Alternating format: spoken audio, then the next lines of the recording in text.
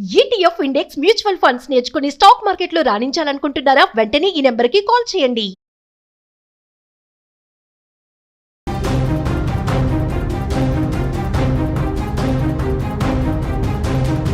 అమెరికాలో అగ్గి రాజుకుంది. ఇప్పుడు అది అగ్రరాజ్యాన్ని బగ్గుమనేలా చేస్తుంది. అగ్రనేత పైనే సొంత ప్రజలు ఇప్పుడు కన్నెర చేశారు.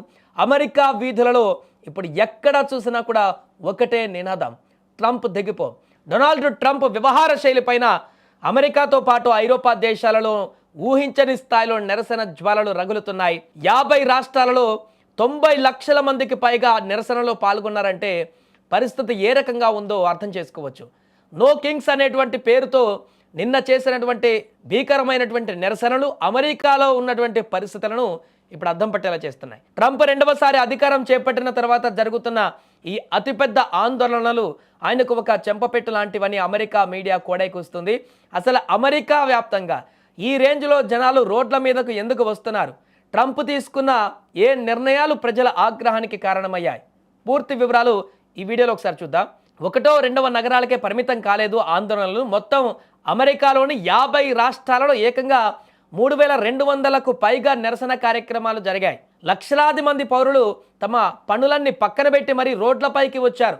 ముఖ్యంగా అమెరికా గుండెకాయ లాంటి నగరాలైనటువంటి వాషింగ్టన్ కానీ, లాస్ ఏంజలస్ కానీ, డలాస్, ఫిలడెల్ఫియా, న్యూయార్క్ నగరాలు జనసంద్రంగా మారిపోయాయి. ఇసుకేస్తా రాలన్నటువంటి జనం అక్కడ కనిపించారు. ఎటు చూసిన ట్రంప్ వ్యతిరేక ప్లకార్డులే. ట్రంప్ తీసుకుంటున్న ఏకపక్ష నిర్ణయాలు తమ దేశ భవిష్యత్తును ప్రమాదంలో పడేస్తున్నాయని ప్రజలు తీవ్రంగా మండిపడుతున్నారు. ఈ స్థాయిలో వ్యతిరేకత రావడం బహుశా ట్రంప్ కూడా ఊహించి ఉండరు. అసలు ప్రజలు ఇంతలా రగిలిపోవడానికి ప్రధాన కారణాలు ఇక్కడ మనం చూడొచ్చు. మొదటిది పౌర హక్కుల ఉల్లంఘన. ట్రంప్ పాలనలో సామాన్యుల పౌర హక్కులను భద్రత కరువైందని, విద్వేషపూరిత వాతావరణం పెరుగుతుందని ఆందోళనకారులు గలమెత్తుతున్నారు.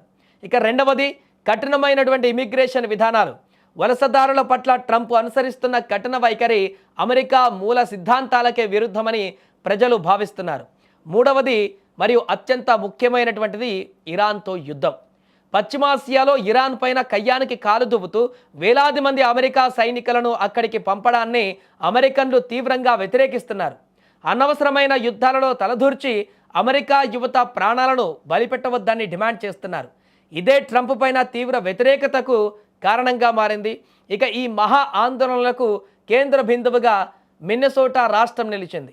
దాని రాజధాని సెయింట్ పౌల్లో జరిగినటువంటి భారీ ర్యాలీ చరిత్ర సృష్టించింది.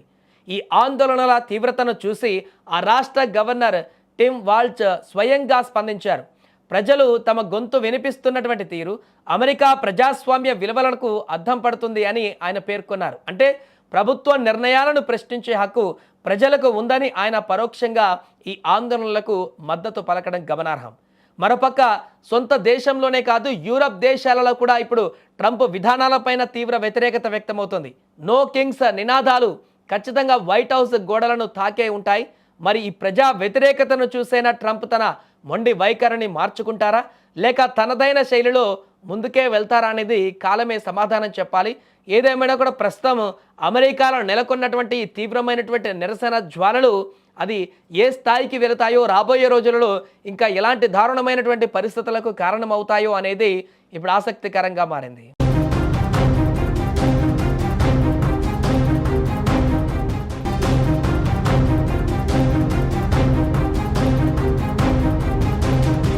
అమెరికాలో అగ్గి రాజుకుంది.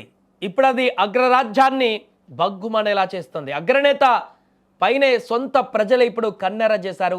అమెరికా వీధులలో ఇప్పుడు ఎక్కడ చూసినా కూడా ఒకటే నినాదం, ట్రంప్ దిగిపో. డొనాల్డ్ ట్రంప్ వ్యవహార శైలి పైన అమెరికాతో పాటు ఐరోపా దేశాలలో ఊహించని స్థాయిలో నిరసన జ్వాలలు రగులుతున్నాయి. 50 రాష్ట్రాలలో 90 లక్షల మందికి పైగా నిరసనలో పాల్గొన్నారంటే పరిస్థితి ఏ రకంగా ఉందో అర్థం చేసుకోవచ్చు.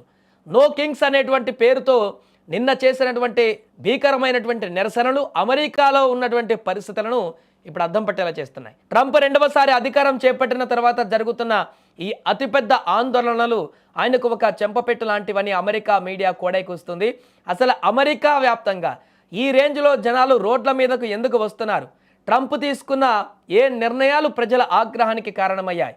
పూర్తి వివరాలు ఈ వీడియోలో ఒకసారి చూద్దాం. ఒకటో రెండవ నగరాలకే పరిమితం కాలేదు ఆందోళనలు. మొత్తం అమెరికాలోని 50 రాష్ట్రాలలో ఏకంగా 3200కు పైగా నిరసన కార్యక్రమాలు జరిగాయి. లక్షలాది మంది పౌరులు తమ పనులన్నీ పక్కన పెట్టి మరీ రోడ్లపైకి వచ్చారు. ముఖ్యంగా అమెరికా గుండెకాయ లాంటి నగరాలైనటువంటి వాషింగ్టన్ కానీ, లాస్ ఏంజలస్ కానీ, డలాస్, ఫిలడెల్ఫియా, న్యూయార్క్ నగరాలు జనసంద్రంగా మారిపోయాయి. ఇసుకేస్తా రాలనటువంటి జనం అక్కడ కనిపించారు. ఎటు చూసినా ట్రంప్ వ్యతిరేక ప్లకార్డులే. ట్రంప్ తీసుకుంటున్న ఏకపక్ష నిర్ణయాలు తమ దేశ భవిష్యత్తును ప్రమాదంలో పడేస్తున్నాయని ప్రజలు తీవ్రంగా మండిపడుతున్నారు. ఈ స్థాయిలో వ్యతిరేకత రావడం బహుశా ట్రంప్ కూడా ఊహించి ఉండరు. అసలు ప్రజలు ఇంతలా రగిలిపోవడానికి ప్రధాన కారణాలు ఇక్కడ మనం చూడొచ్చు. మొదటిది పౌర హక్కుల ఉల్లంఘన. ట్రంప్ పాలనలో సామాన్యుల పౌర హక్కులను భద్రత కరువైందని, విద్వేషపూరిత వాతావరణం పెరుగుతుందని ఆందోళనకారులు గలమెత్తుతున్నారు. ఇక రెండవది కఠినమైనటువంటి ఇమిగ్రేషన్ విధానాలు. వలసదారుల పట్ల ట్రంప్ అనుసరిస్తున్న కఠిన వైఖరి అమెరికా మూల సిద్ధాంతాలకే విరుద్ధమని ప్రజలు భావిస్తున్నారు. మూడవది మరియు అత్యంత ముఖ్యమైనటువంటిది ఇరాన్తో యుద్ధం.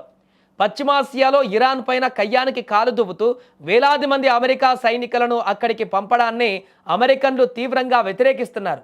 అనవసరమైన యుద్ధాలలో తలదూర్చి అమెరికా యువత ప్రాణాలను బలిపెట్టవద్దని డిమాండ్ చేస్తున్నారు. ఇదే ట్రంప్ పైన తీవ్ర వ్యతిరేకతకు కారణంగా మారింది. ఇక ఈ మహా ఆందోళనలకు కేంద్ర బిందువుగా మిన్నెసోటా రాష్ట్రం నిలిచింది. దాని రాజధాని సెయింట్ పౌల్లో జరిగినటువంటి భారీ ర్యాలీ చరిత్ర సృష్టించింది. ఈ ఆందోళనల తీవ్రతను చూసి ఆ రాష్ట్ర గవర్నర్ టిమ్ వాల్చ్ స్వయంగా స్పందించారు.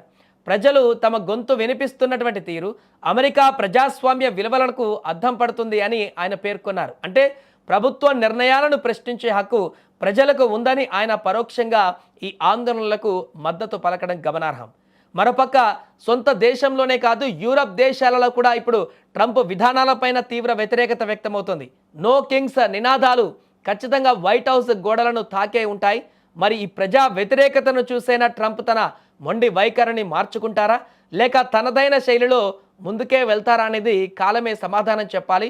ఏదేమైనా కూడా ప్రస్తుతం అమెరికాలో నెలకొన్నటువంటి తీవ్రమైనటువంటి నిరసన జ్వాలలు అది ఏ స్థాయికి వెళతాయో, రాబోయే రోజులలో ఇంకా ఎలాంటి దారుణమైనటువంటి పరిస్థితులకు కారణమవుతాయో అనేది ఇప్పుడు ఆసక్తికరంగా మారింది.